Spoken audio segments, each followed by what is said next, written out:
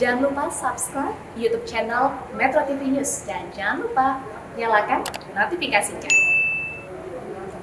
Badai PHK di lingkungan startup global pastinya menjadi momok tersendiri di mana perekonomian kini tengah tumbuh usai dihantam pandemi COVID-19. Apakah badai tersebut memang seharusnya terjadi atau bisa dihindari atau diminimalisir? Membahasnya kita akan langsung terhubung bersama Sekjen Asosiasi Modal Ventura dan Startup Indonesia, Edi Danusaputro melalui sambungan Zoom. Pak Edi, selamat pagi. Selamat pagi, Marvin. Salam sehat untuk kita semua. Salam sehat juga Pak Edi. Ramai sekali ya badai PHK menyerang startup secara global, tidak kecuali juga Indonesia. Saya hitung sejak akhir 2021 hingga April 2022 angka yang meledak. Bagaimana pandangan Anda? Ya, ini mungkin hasil dari atau konsekuensi dari serentetan peristiwa yang terjadi di dunia ya. Ya satu, atau harga komoditas kan naik karena ada perang, karena ada peraturan dan sebagainya. Harga komoditas naik. Kalau harga komoditas naik, terjadi inflasi. Kalau terjadi inflasi, biasanya central bank menaikkan suku bunga. Kalau suku bunga naik, likuiditas berkurang. Jadi investor juga berkurang investasinya ke startups. Startupsnya jadinya harus melakukan efisiensi. Dia uang yang ada, yang mungkin tadinya bertahan untuk 6 bulan atau 8 bulan harus dipanjangin supaya bisa bertahan untuk menjadi misalnya 12 bulan atau 15 bulan gitu. Caranya untuk supaya bisa bertahan, nafas lebih panjang adalah dengan melakukan efisiensi.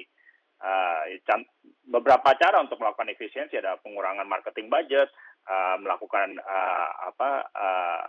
mengurangi ekspansi atau promo, tapi juga salah satunya ada PHK. Ya, ini menurut saya sih wajar. Ya, wajar bukannya saya senang dengan ini, cuma menurut saya ini ya kita harus apresiasi founders yang berani melakukan langkah-langkah efisiensi. Yang penting survive. Yang penting survive dulu gitu. Lebih baik ya melakukan langkah efisiensi termasuk PHK daripada perusahaannya tutup. Jadi ya kita sebagai investor mengapresiasi langkah-langkah meskipun itu pahit ya. Betul. Pak Edi, kalau kita melihat ada satu pandangan dari beberapa orang, terutama para pelaku startup, para pegawai dan lain-lain yang mengatakan bahwa di awal-awal memang seharusnya bakar uang itu bisa menjadi sebuah langkah untuk menarik para investor, menarik para calon konsumen. Tapi satu sisi bakar uangnya kebanyakan, akhirnya kemudian ekosistem harus dikorbankan. Benarkah demikian itu yang kemudian melanda beberapa, terutama di Indonesia? Iya, saya setuju. Tapi terutama itu kita harus beda-bedakan ya, yang melakukan bakar uang atau promo yang gencar itu biasanya siapa? Biasanya adalah startup atau perusahaan yang bermain di B2C, business to consumer. Jadi langsung menyasar end consumer ya. Itu memang harus lazim lah melakukan bakar uang supaya kalau nggak dikenal gitu atau nggak dipakai produknya gitu.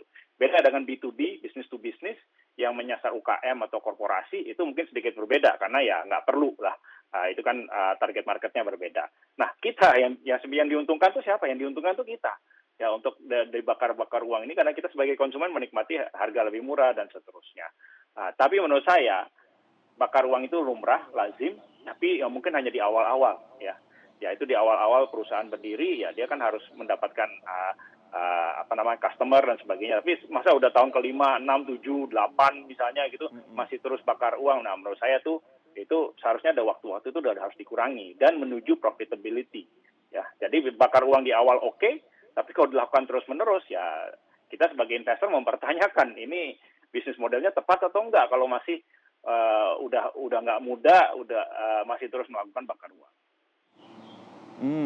Oke, Pak Edi, kalau kita bicara mengenai target sebagai startup, saya pun juga pelaku startup mengatakan bahwa salah satu goal dari pelaku startup adalah bisa mendapatkan pendanaan dari venture capital atau VC begitu ya. Tapi satu sisi, VC pun juga harus melihat bagaimana ekosistem internal dalam startup ini apakah sehat atau tidak begitu ya. Tapi melihat kemudian saat ini banyak sekali keluhan-keluhan yang muncul seperti misalkan banyak sekali orang mantan para pekerja startup mengatakan bahwa mereka overwork tapi underpaid begitu. Apakah ini justru akan kemudian menjadi bumerang pandangan dari para venture capital ataupun pemilik modal ini mengatakan bahwa ya ini nggak bisa kalau misalkan tidak seimbang dalam kerja dan juga hasilnya. Oke. Ini pertanyaan yang menarik ya. Tapi kenyataannya memang kita harus membedakan bahwa di generasi yang muda ini ya, millennials, Gen Z dan sebagainya, ya memang mereka mencari pengalaman kerja yang berbeda. Mereka juga mungkin kalau lulus kuliah, lulus S1 atau S2, mencari pengalaman kerja yang mungkin sesuai dengan keinginan mereka, yaitu dunia digital, yang fast pace, gerak cepat dan seterusnya ya. Dan memang itu seringkali kita temui di perusahaan startup, bukan perusahaan incumbent ya. Nah, tapi dan itu startup tahu itu caranya. Oh ya berarti banyak anak muda ada sebagainya, kita kasih ya pekerjaan, mungkin gaji ya standar gitu ya, tapi dikasih pengalaman kerja yang luar biasa. Jadi dalam waktu yang pendek pengalaman kerjanya cukup banyak dan cukup lebar. Nah, ini trade off ya. Apakah akan terus begini? Ya menurut saya ini proses pematangan ya. Harus diketahui bahwa industri startups dan venture capital kita ini kan umurnya di Indonesia kan belum terlalu lama, mungkin 10-12 tahun lah ya. Jadi ini proses evolusi, proses pematangan dari ekosistem kita. Dulu genjor-genjoran, rekrut dan segala macam ya, sekarang mungkin terpaksa ada beberapa layoff. Nanti kemudian akan naik lagi gitu ya. Jadi siklus yang mungkin kita harus alami, pahitnya ini siklus ini, tapi mungkin mudah-mudahan ya di setelah itu kita udah lebih dewasa dan lebih stabil ekosistem kita, termasuk ya itu mungkin startup-startup yang mungkin standar gajinya sangat lebar ya, sangat murah untuk yang fresh graduate, tapi juga mungkin sangat tinggi untuk yang dibajak-bajak. Ya mungkin pada waktunya nanti akan lebih masuk ke industri average ya. Nah, ini sebuah proses. Betul, kalau kita katakan memang betul, keluhan-keluhan yang muncul itu ada kesenjangan begitu Pak Edi, ada yang mengatakan ada work-life unbalance, atau sisi ada yang mengatakan bahwa dia kerja tidak banyak tapi pindahan dari startup lain, tapi gajinya bisa berkali-kali lipat begitu ya. Tapi kita bicara soal kedewasaan dalam startup seperti yang Pak Edi sampaikan tadi, ukuran kita bisa mengatakan bahwa kita bisa membentuk startup dengan ekosistem yang lebih dewasa, lebih sehat itu, apakah bisa tercipta dengan tentunya sistem yang ada di Indonesia? Ya, startup ini bagaimanapun juga kan mungkin kita harus bedakan dengan perusahaan incumbent. Kenapa? Karena kalau perusahaan incumbent itu, ya itu rata-rata sudah berumur, track record panjang dan sudah profitable dan mereka punya aset. Jadi pinjam ke bank bisa gitu. Startup, apakah pinjam ke bank bisa? Ya jarang sekali yang bisa dapatkan pinjaman ya, namanya startup ya. Satu, belum profitable, yang dua, tidak punya jaminan, tidak punya aset, collateral gitu ya. Jadi ya mereka harus terus mencari dana dari investor dengan melepas kepemilikan sahamnya. Founder yang tadinya punya 100%, dia melepas kepemilikan sahamnya misalnya 15-20% kepada investor dalam bentuk penerbitan saham baru, supaya itu yang memodali perusahaan. Dan itu dilakukan beberapa kali gitu kan, Series A, Series B, Series C, Series D dan seterusnya. Tapi nilai perusahaannya jadi lebih gede gitu kan. Jadi itu sesuatu yang memang ekosistem kita.